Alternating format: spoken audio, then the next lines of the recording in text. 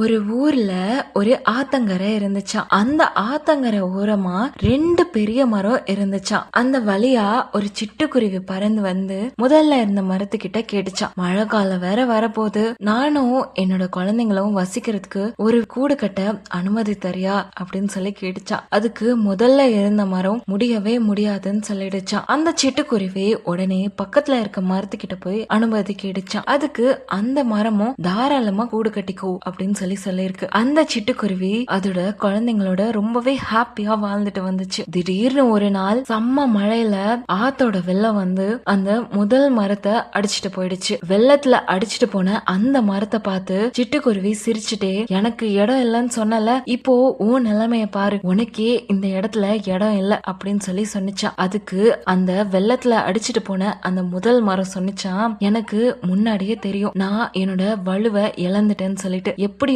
இந்த மழைக்கு நான் தாங்க மாட்டேன், இந்த வெள்ளத்துல நான் அடிச்சிட்டு போயிடுவேன்னு எனக்கு முன்னாடியே தெரியும், நீயும் உன்னோட குழந்தைங்களும் நல்ல வாழ்க்கையை வாழணும்னு தான் நான் உனக்கு இடம் இல்லைன்னு சொன்னேன், நான் உன்கிட்ட கடுமையா பேசியிருந்தா என்ன தயவு செஞ்சு மன்னிச்சிடு அப்படின்னு சொன்னிச்சான். நம்ம வாழ்க்கையிலுமே இதே மாதிரி காரணமே இல்லாம சில பேர் நம்மளை விட்டு விலகி போவாங்க. அது நம்ம நலனுக்காக கூட இருக்கலாம், அது நமக்கு தெரியாம கூட இருக்கலாம். அதனால ஒரு விஷயத்த முழுசா தெரியறதுக்கு முன்னாடி யாரையுமே இவங்க இப்படிதான் அப்படின்னு ஒரு ஜட்ஜ்மெண்ட்க்கு தயவு செஞ்சு வந்துடாதீங்க. இந்த கதை உங்களுக்கு பிடிச்சிருந்துச்சுன்னா மறக்காம லைக் பண்ணுங்க, ஷேர் பண்ணுங்க. முக்கியமா அவள் செல்லும் கதைகளை மறக்காம சப்ஸ்கிரைப் பண்ணிடுங்க.